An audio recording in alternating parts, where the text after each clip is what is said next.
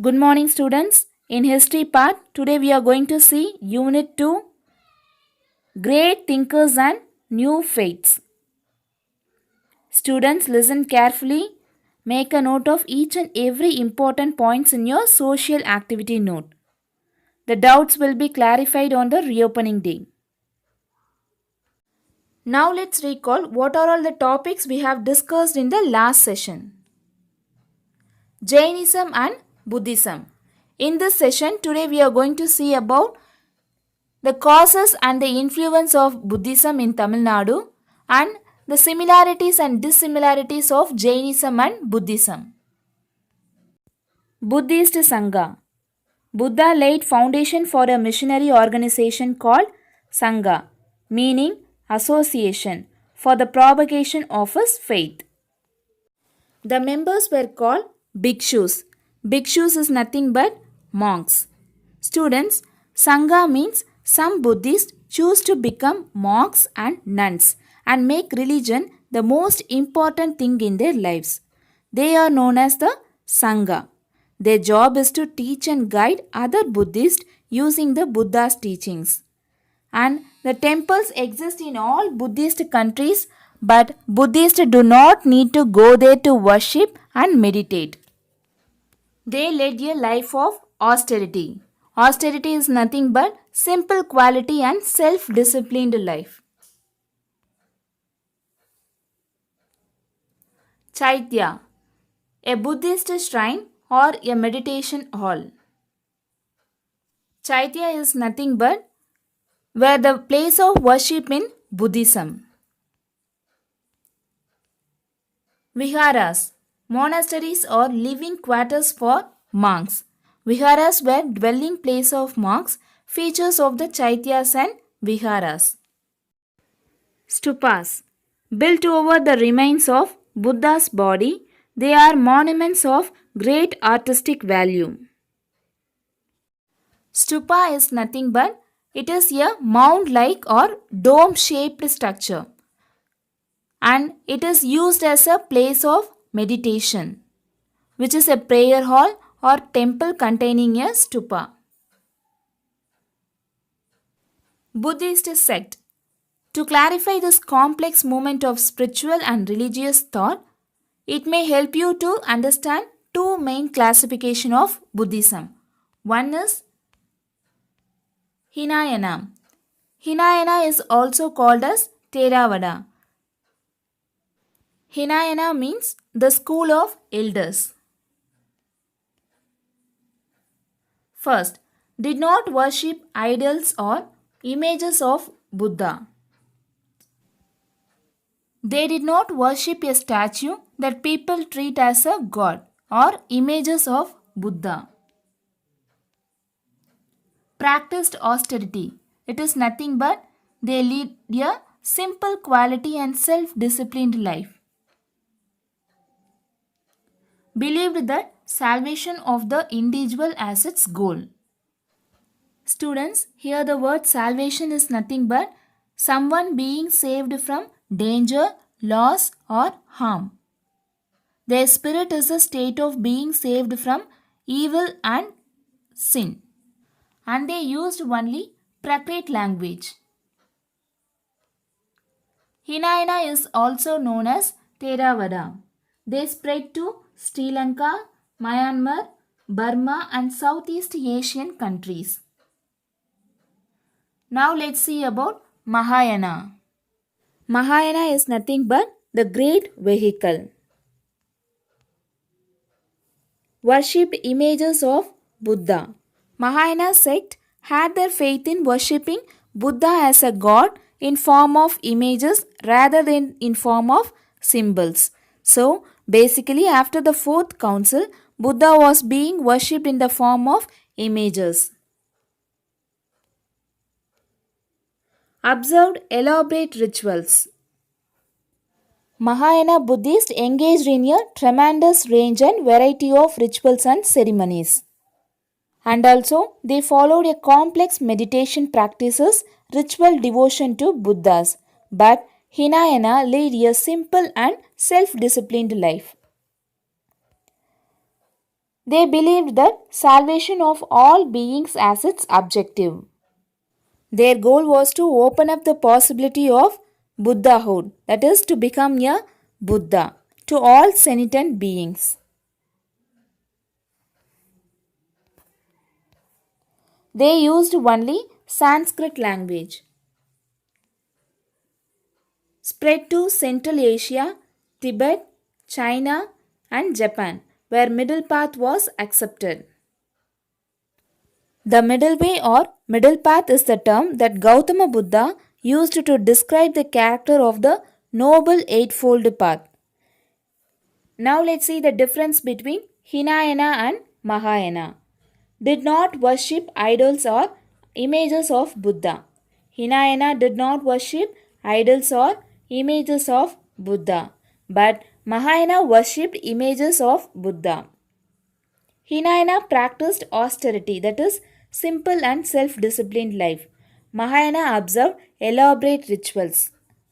Hinayana believed that salvation of the individual as its goal, but Mahayana believed that salvation of all beings as its objective.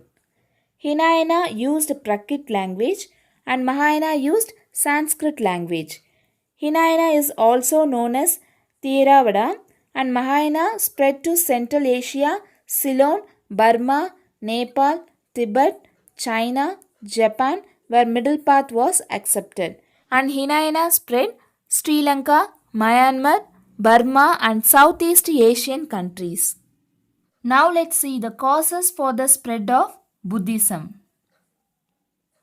Simplicity of the teachings of Buddha in local language appealed to people.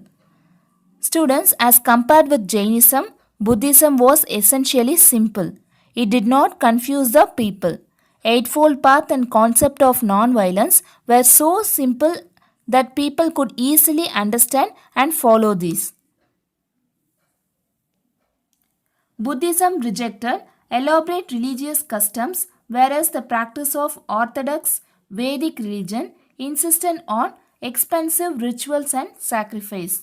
The people already fed up with the Brahmanical manipulation of Vedic religion and then came to accept a Buddhism as a refreshing change. Buddha's emphasis was on observance of Dhamma. Dhamma is based upon the actions and teachings of the Buddha. Buddhists are encouraged to follow. Buddhist Sanghas played an important role in spreading the messages of Buddha. Royal patronage under Ashoka, Kanishka, and Harsha also helped the causes of Buddhism. Royal patronage of Buddhism also accounted for its rapid rise.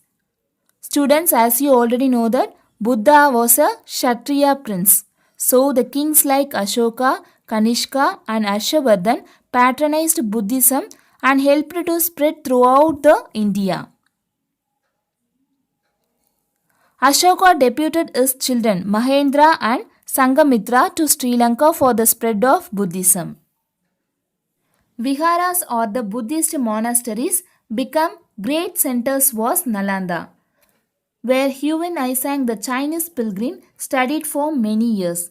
The famous Chinese pilgrim Huan Sang was a student of the Nalanda University. Now let's see about frescoes painting. Do you know, students, what is meant by fresco painting? Yes, frescoes on the ceilings and walls of the Ajanta caves in Aurangabad, Maharashtra depict the Jataka tales.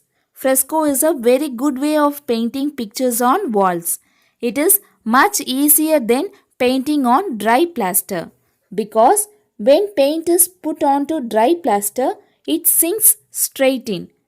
Painting on fresh plaster means that the artist can spread the paint much easier. Fresco is the green method of painting because it does not use dangerous chemicals. The water, the calcite and the colors do not cause pollution. Now let's see the similarities of Jainism and Buddhism.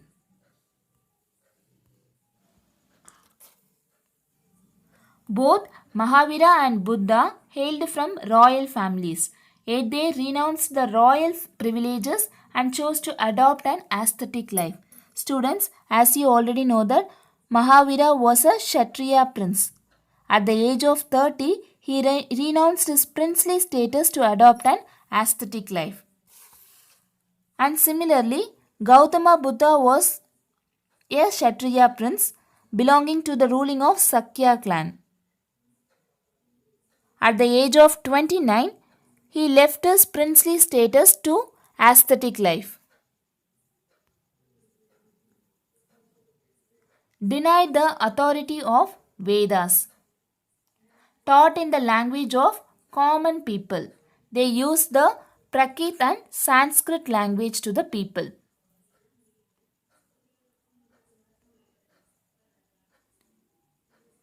Admitted disciples from all the caste and from both the genders.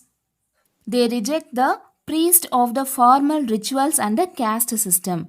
Buddha urged people to seek enlightenment through meditation.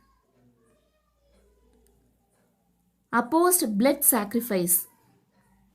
They do not injure, torture, or kill any creature or living beings. Believed in the doctrine of karma. As you already know that what is meant by karma? Yes, what we experience in our present life is the result of our past actions. Emphasized on right conduct and right knowledge instead of performing religious ceremonials and rituals as the means to achieve salvation. Now let's see the dissimilarities of Jainism and Buddhism. It followed extreme path, that is liberation from the cycle of birth and death. It followed middle path. The middle path generally refers to the avoidance of two extremes. One is practical life indulgence in sensual pleasures and the other one is severe asceticism. Second one, it remained in India only. Jainism remained in India only, but Buddhism spread across many parts of the world. Jainism, it does not believe in the existence of God but believes life in every living being. It emphasizes on anatma and anitya, that is the eternal soul and impermanence. Buddhist councils. First, Rajagriha. Second, Vaishali. Third, Pataliputra. Fourth, Kashmir. The first Buddhist council convened in Rajagriha. The first Buddhist council was presided by monk. It was just held after the death of the Buddha. And the second Buddhist council was held at Vaishali. It was under the patronage of Kalasoka. The second Buddhist council was presided over by Sabakami. The third Buddhist council was held at Pataliputra. It was under the patronage of Emperor Ashoka. The fourth Buddhist council was convened in Kashmir. It was under the patronage of Emperor Kanishka. Hinayana and Mahayana sect of Buddhism diverged after this council. Now let's see the influence of Buddhism in Tamil Nadu. Buddhism spread to Tamil Nadu much later than Jainism. Students, Buddhism flourished in Tamil Nadu in two phases. Firstly, in the early years of Pallava rule and secondly in the Chola period. Manimegalai, one of the epics of the post-Sangam age, is a Buddhist literature. There is an elaborate description about Kanchipuram in classical epic Manimegalai. Students, the well-known Tamil Buddhist epics found were Manimegalai, Silapadigaram, Valayapati, Kundalakesi and Sivaga Sindamani.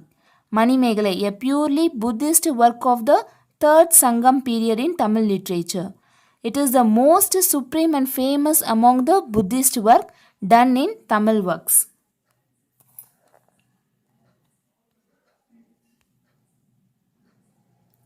Kanchipuram was a famous Buddhist center from where Dinaga, the famous Buddhist logician, and Dharmapala, a great scholar of Nalanda University, hailed. Huyen Isang, who visited Kanchipuram in the 7th century AD, noticed the presence of 100 feet stupa built by Ashoka there. The Chinese Buddhist monk scholar Huyen Sang, who visited India in the 7th century, described Kanchipuram as a flourishing city and stated the most of the population was Buddhist. And also he says there were over 100 Buddhist monasteries and over 1,000 Buddhist monks. Jataka tales.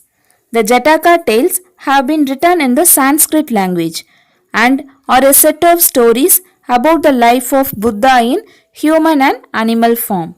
The basic premise and the moral of each story is the same as the original and intended to teach children the values propagated by the Buddhist culture. It concerning the previous births of Gautama Buddha in both human and animal form. The term Jataka may also refer to a traditional commentary on this book. Now let's see one of the short story in Jataka tales. The Tiger and the Woodpecker. Once upon a time, there lived a tiger in a jungle. One day, the tiger ventured out of his cave and went looking for a prey. So, he found a suitable prey and began munching away, as the tiger was enjoying his meal. While having his meal, a big bone got stuck in the tiger's throat. He was not able to remove it and was in great pain. A tiny bone brought tears in the mighty tiger's eye. Days passed, and the tiger could not get the bone out. The tiger thought, I'm sure I will die of starvation. I have to get this bone out. A kind hearted woodpecker offered to help the tiger. The woodpecker told the tiger that he would only take out the bone if the tiger promised not to eat him while removing the bone. And also, you shall give me a share of flesh of the animals you kill from this point onwards. The woodpecker hopped inside the tiger's mouth and easily pulled out the bone. The tiger kept his promise and let the woodpecker fly away. Soon the tiger recovered completely and killed another animal. The woodpecker also thought of joining the tiger and asked for a small share of meat. To her utter disappointment, the tiger blandly refused to share his meal with her. The tiger said, How dare you ask me for more favors? I have already done so much for you. The woodpecker did not understand what the tiger was talking about. The tiger then clarified, You should be thankful to me that I did not devour you when you were taking out the bone from my throat. Now do not expect anything else from me and go away. The woodpecker said to himself, It was indeed a mistake to help such an ungrateful creature. Nevertheless, it is not worth being angry or holding grudge against someone as unworthy as him. Now let's revise the previous session topics. First, let's see about Jainism, the origin of Jainism. The exact place where Jainism started is not confirmed, but India is most commonly referred to as a place of origin. Jainism as a religion was at various times found all over South Asia, including Sri Lanka. Jainism was founded by Mahavira in the 6th century BCE. It contains elements of Hinduism and Buddhism, and they practiced non-violence or non-injury. Students note it carefully. Jainism founded by Mahavira in the 6th century BC. Now let's see about Mahavira. Mahavira was originally born as Vardhamana in northeast India. He was a prince, thus a member of the Kshatriya warrior caste. When Prince Vardhamana turned 30, not long after the death of both his parents, he left the royal palace to live the life of an ascetic. Five great vows of Jainism: non-violence, truth, non-stealing, celibacy, non-attachment, or apragriha. And the three jewels are right faith, right knowledge, and right conduct. Buddhism. Students note it carefully. Gautama Buddha was the founder of Buddhism. His real name was Siddhartha. Now let's see four great sights. An unscared old man in rags with his bent back, and sick man suffering from an incurable disease, a man's corpse being carried to the burial ground by weeping relatives, an ascetic. Buddha's Four Noble Truths. Life is full of sorrow and misery. Desire is a cause of misery. Sorrows and sufferings can be removed. Noble Eightfold Path. And the Eightfold Path are